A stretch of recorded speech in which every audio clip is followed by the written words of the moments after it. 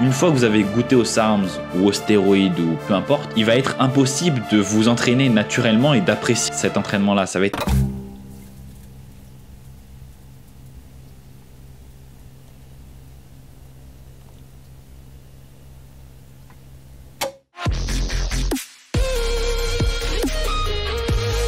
Salut tout le monde, j'espère que vous allez bien. On se retrouve aujourd'hui pour une nouvelle vidéo sur la chaîne. Aujourd'hui, je vais vous dire la vérité sur les SARMs, donc le bon, le mauvais et l'horrible avec les SARMs. Donc c'est une version française de Good, Bad and Ugly. Mon expérience avec les SARMs, ce que j'ai noté, ça fait un peu plus de 2 ans que j'utilise des SARMs, on va dire de manière assez continuelle. J'ai pas mal de recul pour vous raconter mon expérience, les points positifs, les points négatifs et les points vraiment pas bons avec les SARMs pour vous donner une idée. Bien sûr, je ne suis pas médecin, je ne recommande pas d'utiliser des SARMs. Bien sûr, cette vidéo c'est uniquement à visée de divertissement. N'utilisez pas des SARMs, les SARMs sont uniquement destinés à des fins de recherche et non pour consommation humaine. Donc voilà, on est parti pour la vidéo. Je vais commencer par les points positifs. Donc j'ai mes petites notes ici, ça va être des petits points assez faciles à suivre. Alors le premier point positif des SARMs, c'est la performance. La performance, qu'est-ce que je dis par performance? C'est que les SARMs vont augmenter grandement votre performance, que ce soit à la salle de sport, que ce soit en sport, que ce soit en force, en volume. Donc c'est à dire que vous allez pouvoir faire plus de volume,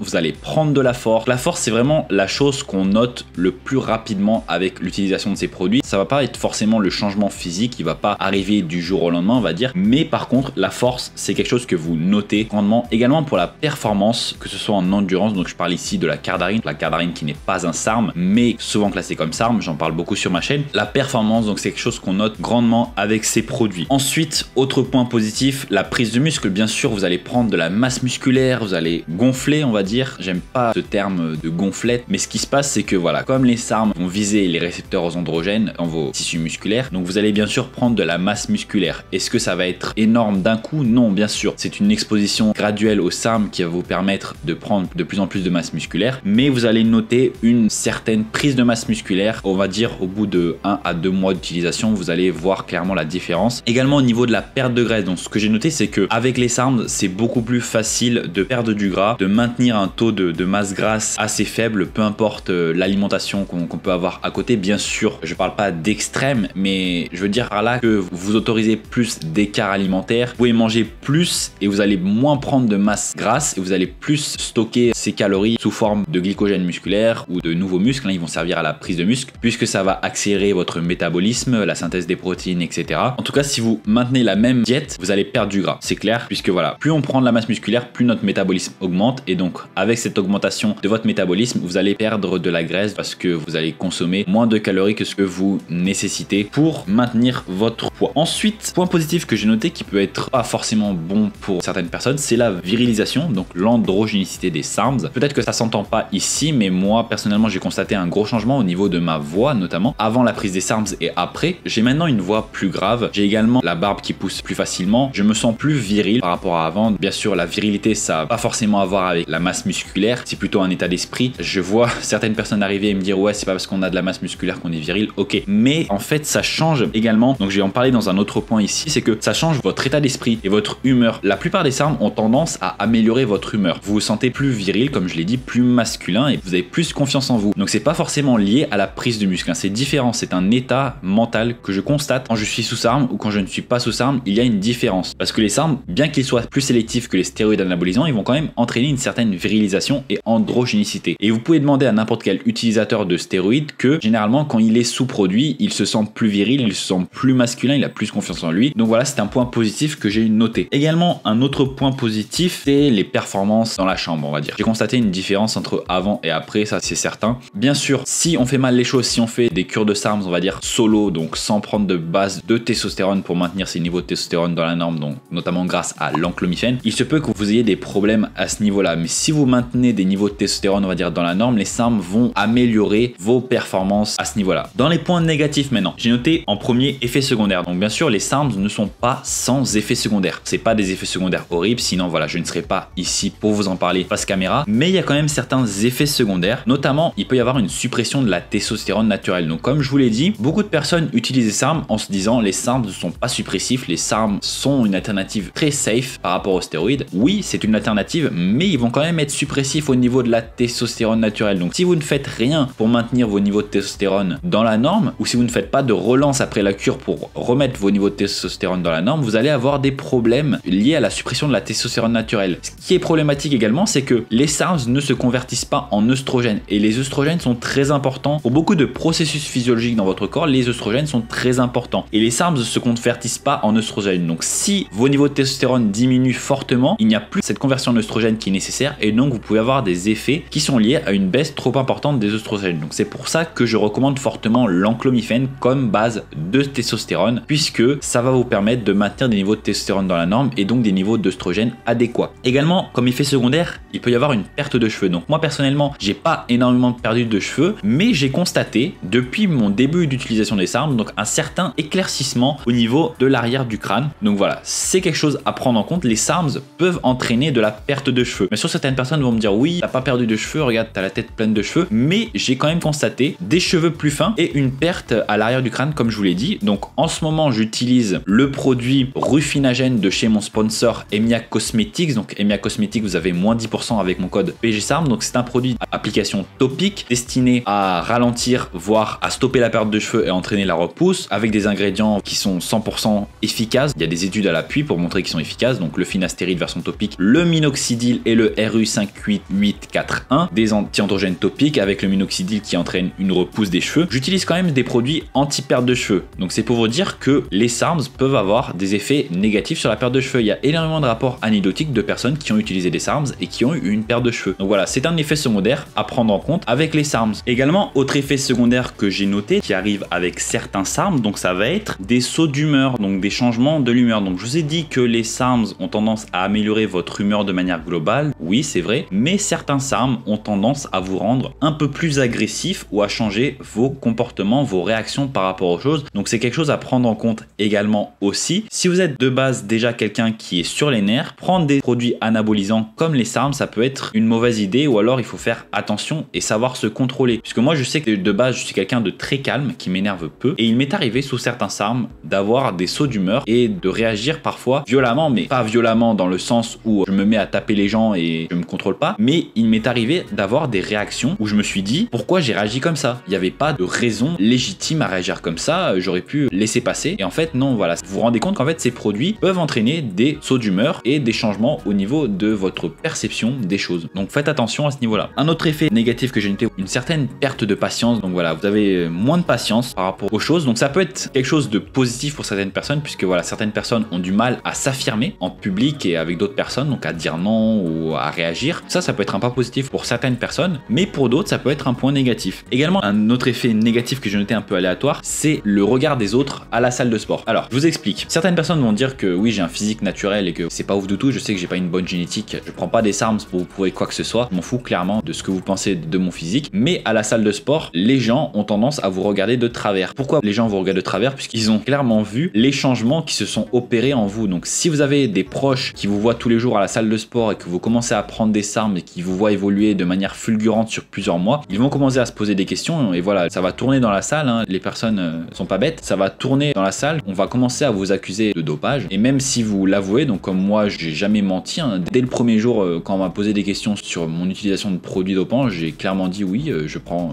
tel ou tel produit, etc. Mais quand même en disant ces choses là, les gens vont avoir tendance à vous regarder. Donc pareil, si vous êtes en cure de SARMs avec un SARMs qui va avoir tendance à vous entraîner des sauts d'humeur, etc.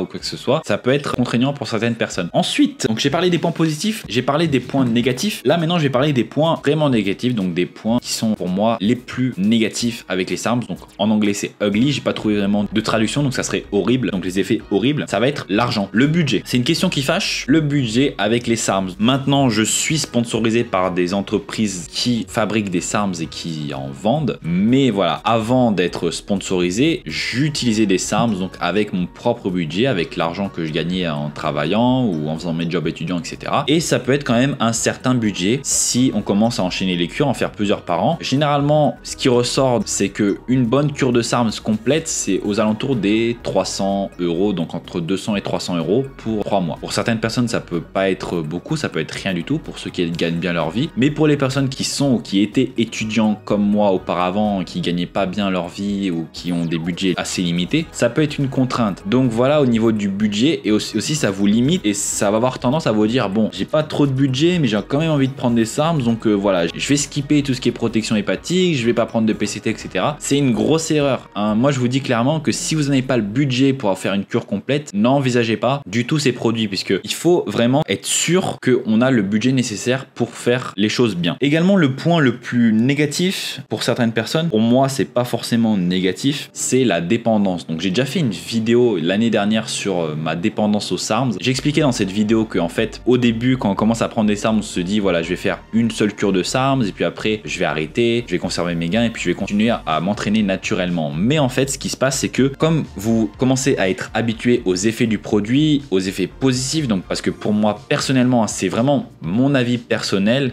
hein, je sais que certaines personnes vont être en désaccord par rapport à ça, mais pour moi ces produits apportent plus de bénéfices que d'effets négatifs, et donc ça va vous entraîner une certaine dépendance puisque vous allez en fait vouloir être sous ces produits la plupart du temps. On va pas se mentir que à un certain moment donné, vous commencez avec le SARMs le plus safe et puis après vous vous réveillez 2 mois plus tard et vous êtes là avec cure de S23, de RAD 150, etc. Vous mélangez tous les produits ensemble. Je sais que moi je suis quelqu'un quand même d'assez sensé, hein, j'arrive à me raisonner et à faire les choses bien, etc. Mais je sais que pour certaines personnes qui sont déjà dépendantes de base d'autres molécules, donc ont une tendance à la dépendance, pour ces personnes-là, je pense que ça peut être quelque chose de néfaste, en fait, de mettre le doigt dans un engrenage et on n'arrive plus à s'en sortir après. Pareil avec toutes les autres substances dopantes. Contrairement aux produits, on va dire, illicites et drogues et tout ça, les SARMs n'ont pas de sevrage ou d'effet de manque ou quoi que ce soit, mais ça va être vraiment au niveau mental. Une fois que vous avez goûté aux SARMs ou aux stéroïdes ou peu importe, il va être impossible de vous entraîner naturellement et d'apprécier cet entraînement-là. Ça va être extrêmement compliqué. Hein, toutes les personnes qui ont utilisé des stéroïdes, vous voyez très bien que généralement il se passe 2 options. Donc la première option, c'est que les personnes commencent à utiliser des stéroïdes et continuent à utiliser des stéroïdes toute leur vie. C'est-à-dire qu'ils n'arrêtent plus, même après plus tard peut-être qu'ils passent en TRT, mais ils ne reviennent plus à l'état naturel. Ou alors vous avez la deuxième option, c'est les personnes qui commencent à utiliser des stéroïdes, des SARMs